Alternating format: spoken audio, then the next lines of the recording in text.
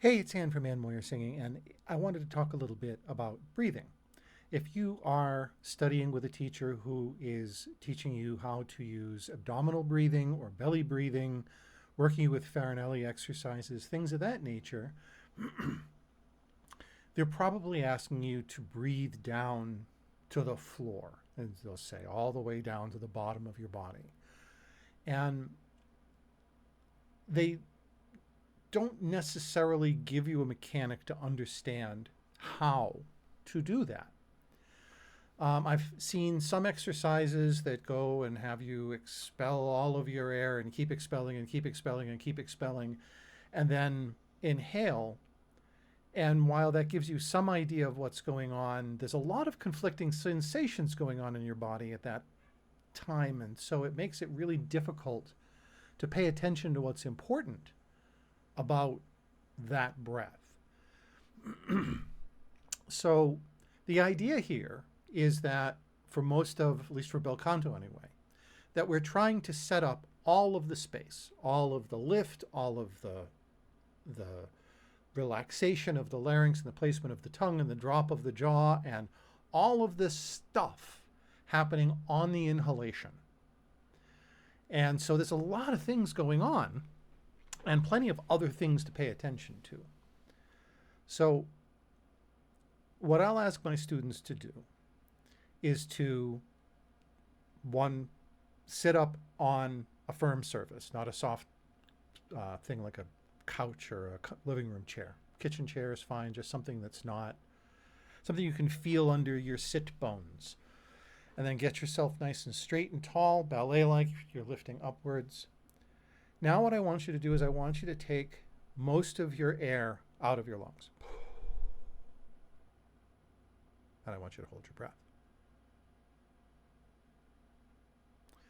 I want you to hold your breath past the point where it's comfortable and really fight with yourself to hold it as long as you can.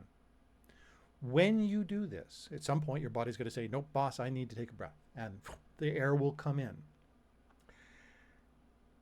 I want you to pay attention to the lower part of your back, your lumbar area of your back. The diaphragm is kind of a helmet shape underneath your lungs, and it pulls down when you draw air in. All of those muscles are connected to your spine all the way down to your lumbar.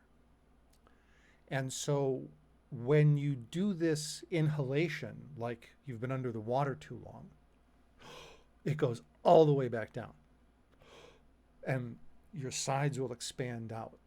Okay, so that's like as far down as they're looking to have it go. But there's a couple of other really important things about this kind of breath. After you've done it the first couple of times and you've determined that you can feel it in your lumbar, then I want you to pay attention to a different area. I want you to pay attention to what it feels like all back here, back of your throat, back of your neck, all back at the end of your mouth. And when you do that, you should feel that it pops open. It's this big wide pipe.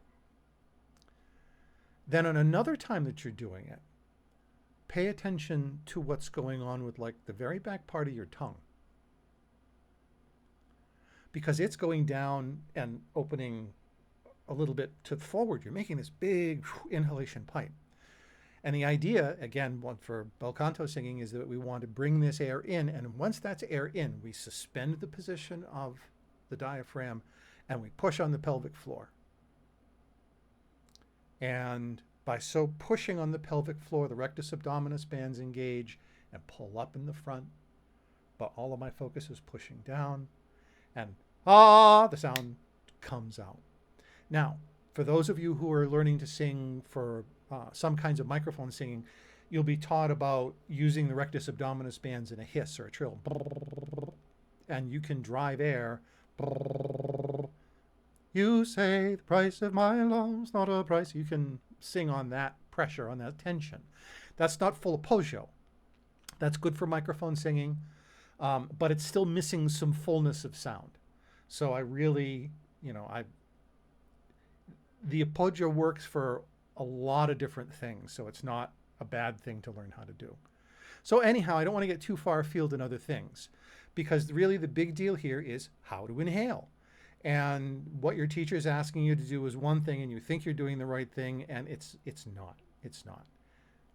Exhale all the air, hold your breath, hold it as long as you can, and then that instinctive air.